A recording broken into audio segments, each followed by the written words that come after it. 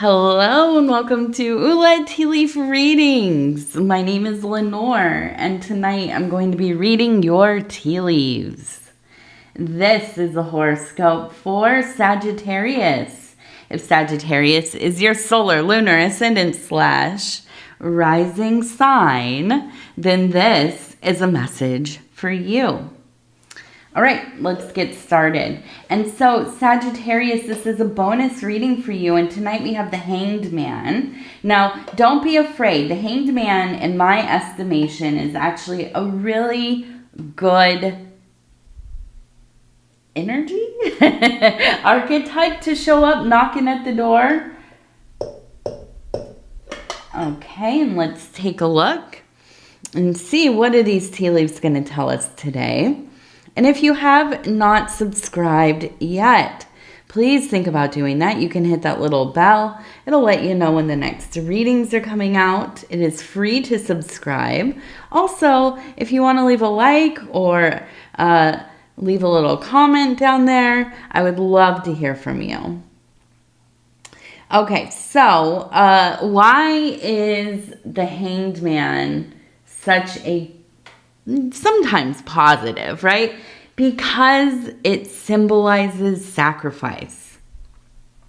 It symbolizes us coming to an understanding that, yeah, something's got to change. Something has to go.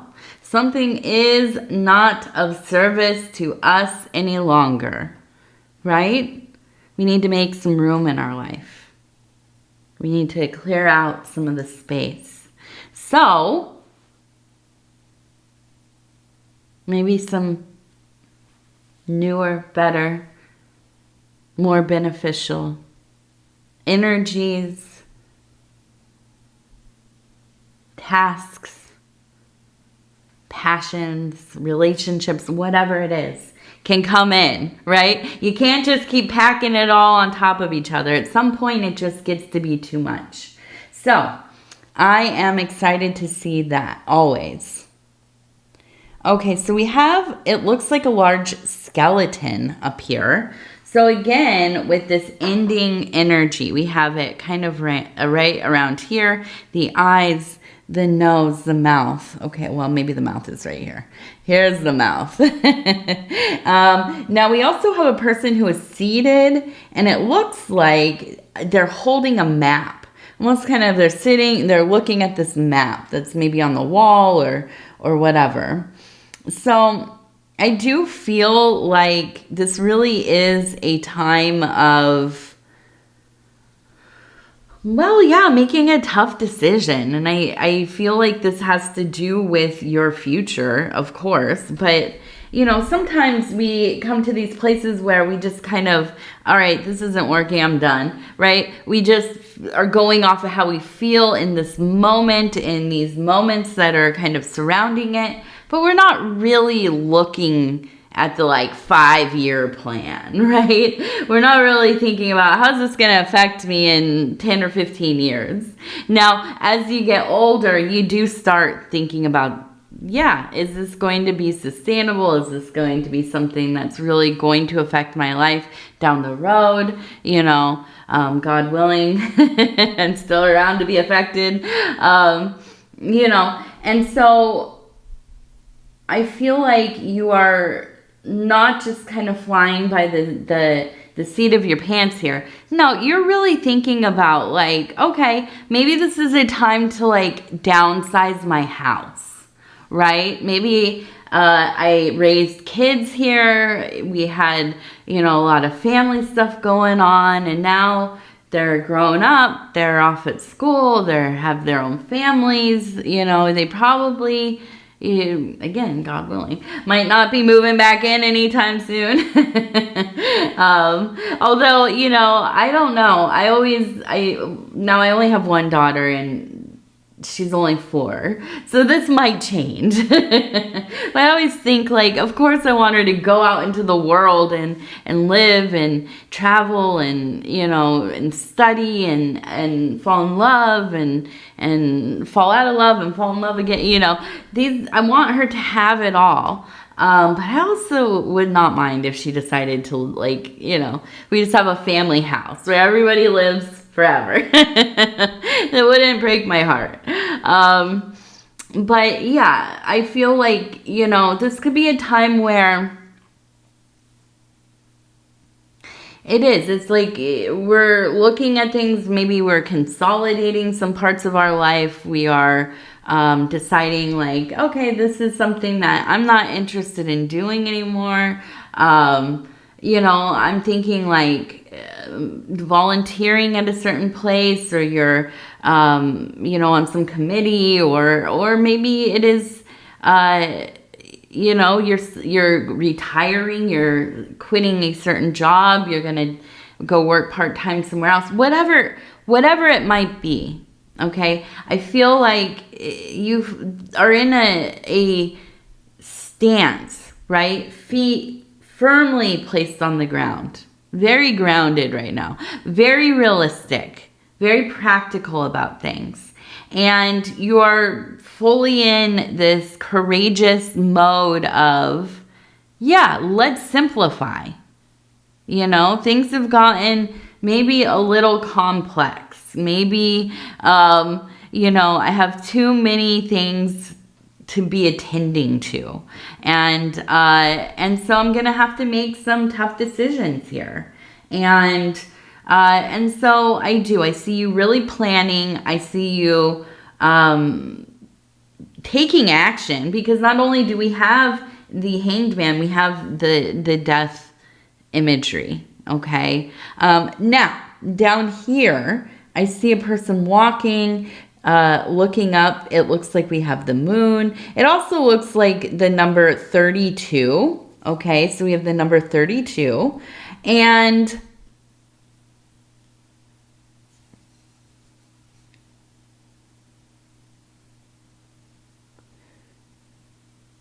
it does look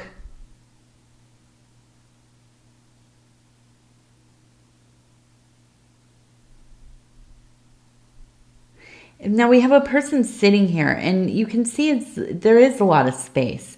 Now looking still up here, and it still reminds me of this one where they're sitting looking up at this area that looks kind of like a square map a little bit. But still looking. And I do feel you kind of coming out on the other side here, having really decluttered your life. Now, this might be physical objects as well. We're going into fall here pretty soon, and in the southern hemisphere, you're going into spring. It is the perfect time for purging, my favorite time of year. We have one every season, a big purge. But all the clothes, I'm thinking of all I have to go through. Clothes for school, for summer. Oh my goodness. I was excited, and then I thought about, I got to go through the clothes to donate my daughter's clothes. And so we're looking at a time where now it's cleared out, and I feel almost as if it's like you want to keep going, right? Have you ever been in a cycle of purging your house and the things within your home, right? And all of a sudden you're like, I'm going to be a minimalist. This is it, right? Got rid of so much stuff, and it feels so open and clear in here. Now, I feel like for you, it's a reduction of stress. There is a sense of, I could do whatever I want. I feel powerful. I have all this room. I'm not like, there's not a million tasks to be done every single time I wake up. I have like 50 things I'm doing. I've minimalized some of that stuff, gotten rid of some of the things that I'm doing, and focusing on, it's like, well, for me, last year, it was this year. It feels like last year, this spring, maybe it was it was like around February, I think, I quit drinking coffee. Which let me just tell you, I love coffee. My husband still drinks it. When I smell it, my heart, it just aches for it. I want it so bad. But because I think I was getting some anxiety. And I think that just that particular kind of caffeine started to affect me. And not only that, my tummy was just, I would get all worked up. And and I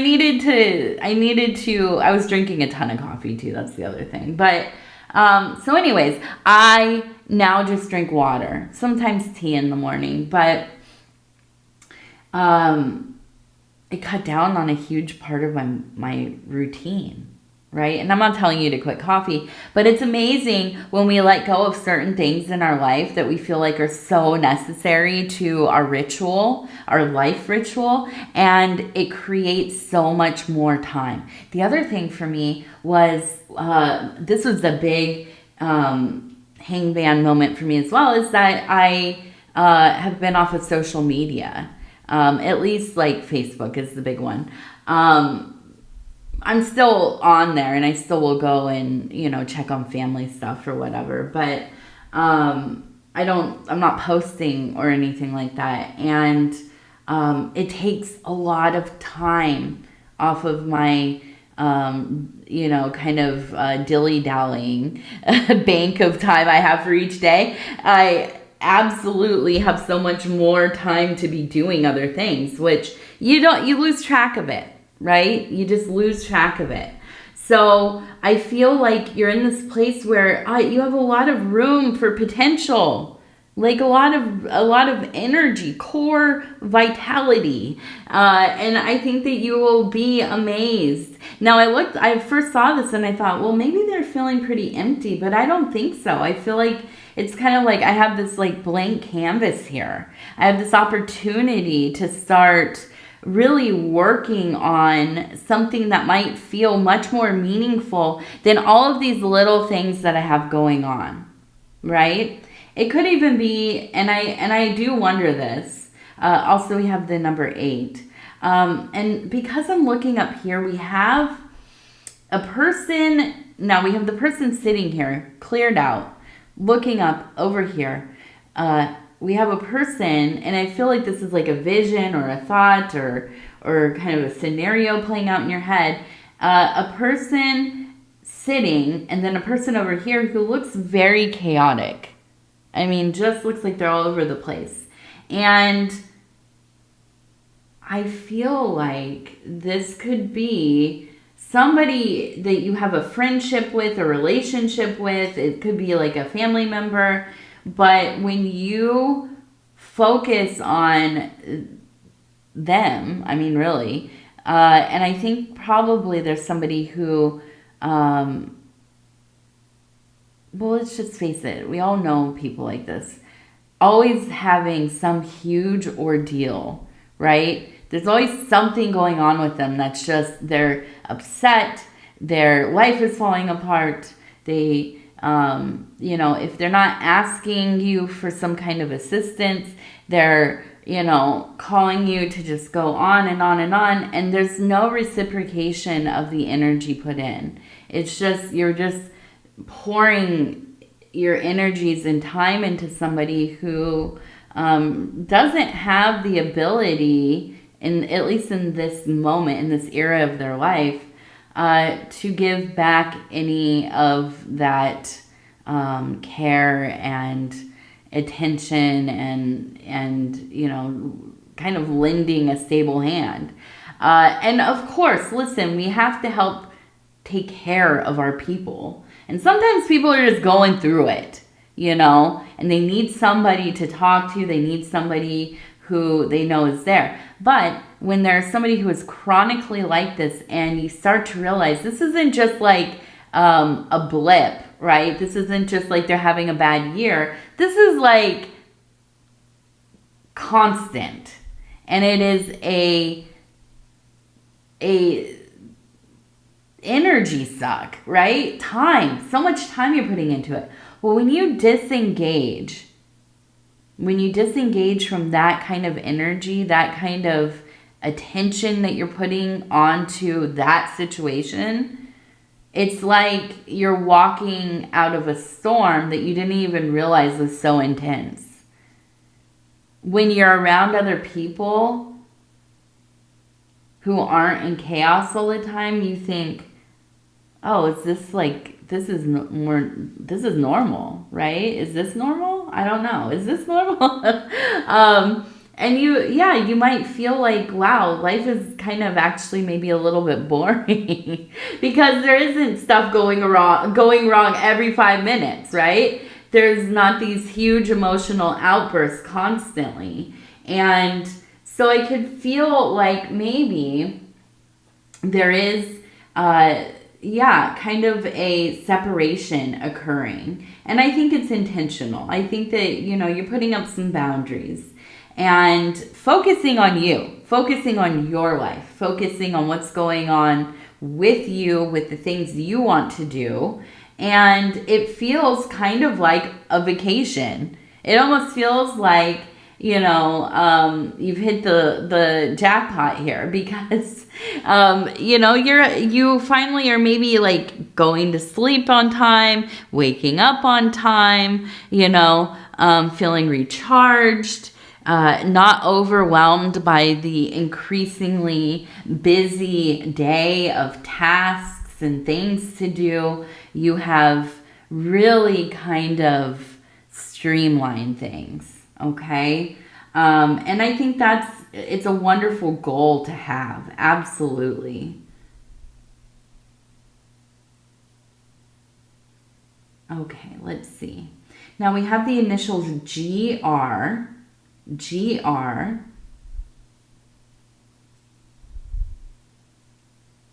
And I keep thinking of like a pond or something. Like there's a house near a pond.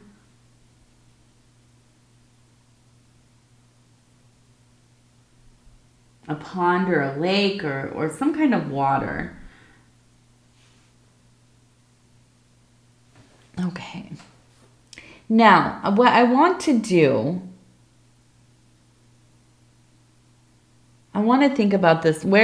Now we have these cards over here. They're called Oracle of the Radiant Sun. I've only just started using clarifying cards.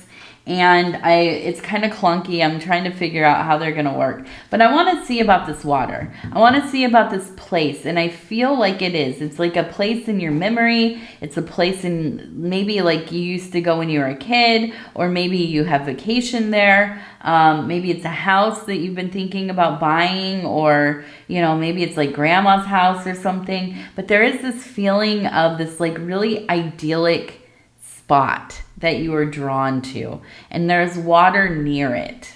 So I'm going to go ahead, I'm going to flip through and stop where it feels right here, and we're just going to flip this over. I want to see, it says patience. Okay, so we have patience, and I'm going to do 3 of these: protection and vision.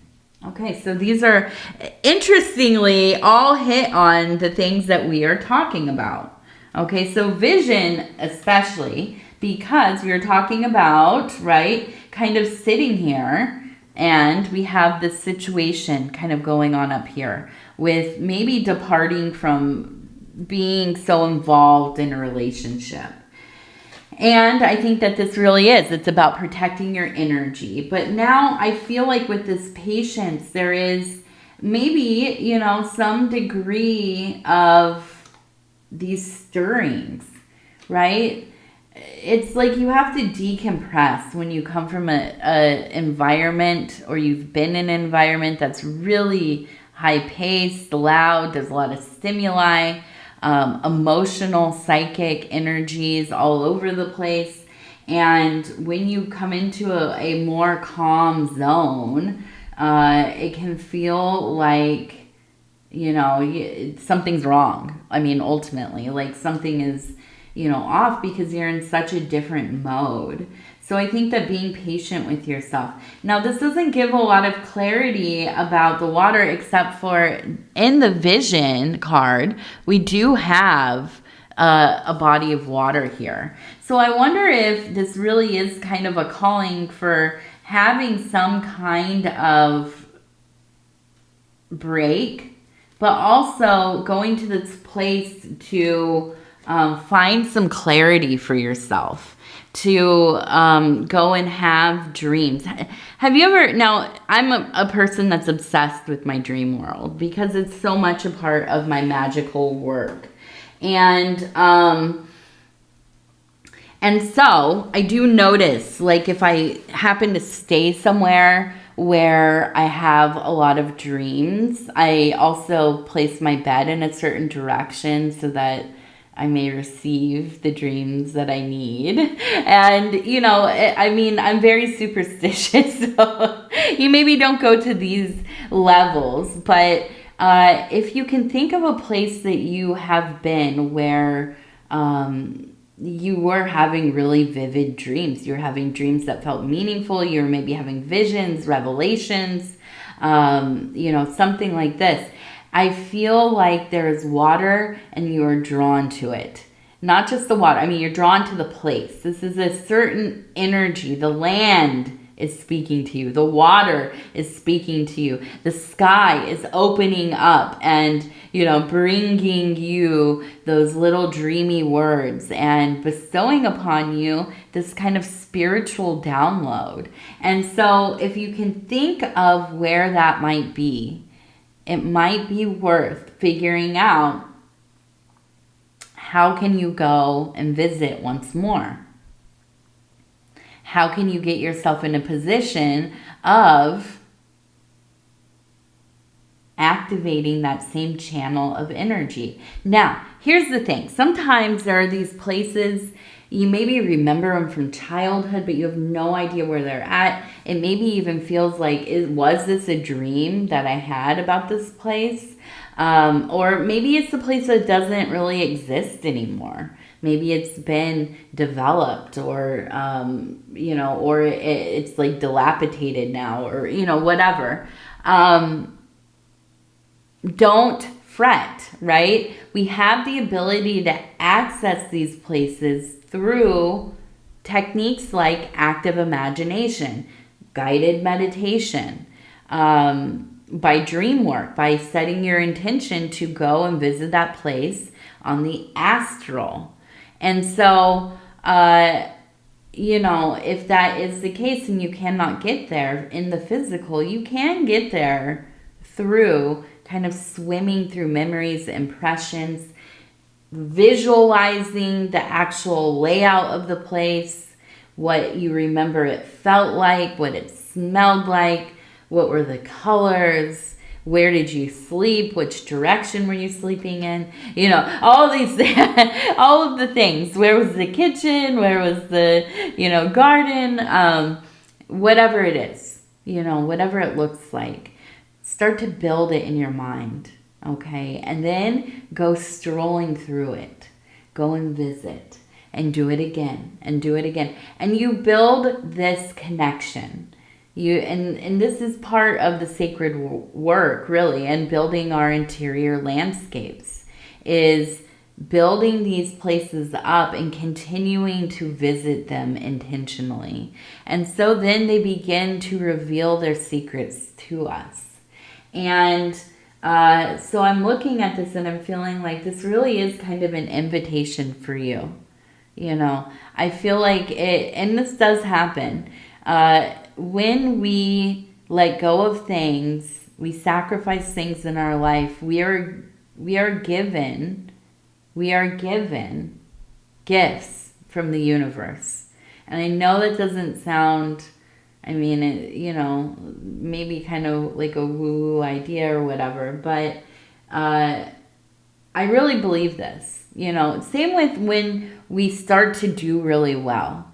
When we become successful, when we start to really get on and start to really, our vision is manifest and, you know, the world is really smiling upon us, we must balance that out by giving of ourselves, right? Of being of service, of giving of our time, you know, volunteering, maybe donating, whatever it is. There has to be a balance there. Again, I'm very superstitious. But I look at this and I'm feeling like it is. The universe has some really interesting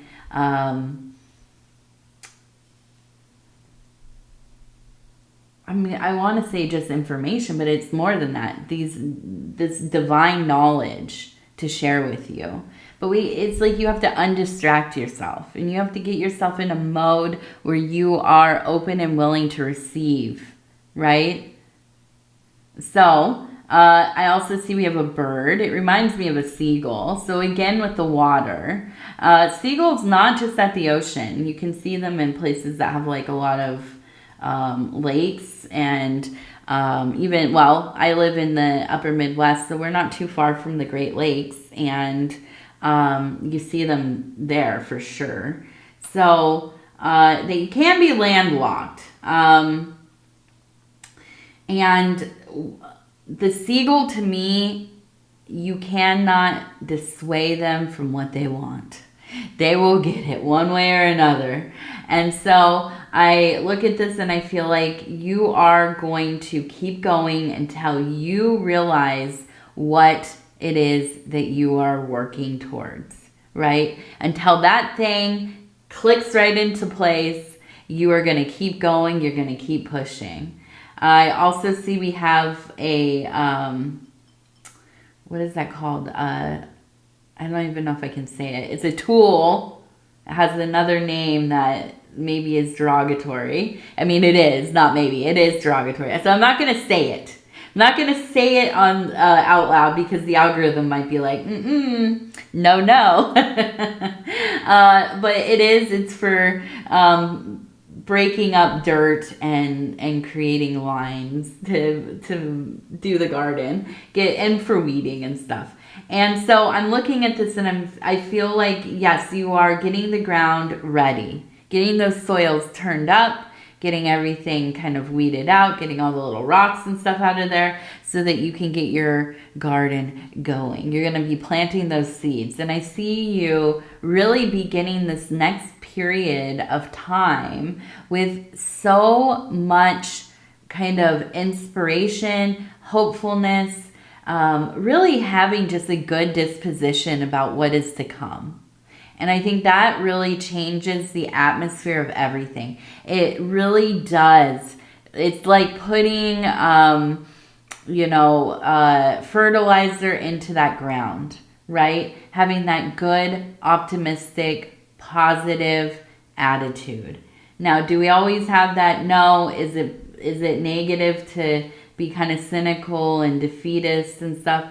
I mean, no, it's not. There's no there's no innate morality behind our disposition, right? But is it helpful in the process always? Sometimes no, it gets in your way. So I do feel like there is really this kind of, it's not even just positivity, it is a kind of a fire burning inside of you. Really a motivation, a desire to continue forward, to build where you have decluttered, right? Where you've emptied things out, to build something new. Okay? All right. So we have the number 8 again. That number 8 seems to want to show up quite often lately. Okay. Let's take a look here. We have, our affirmation. Yes, our affirmation cards. Now I'm getting myself confused. There's all these cards everywhere.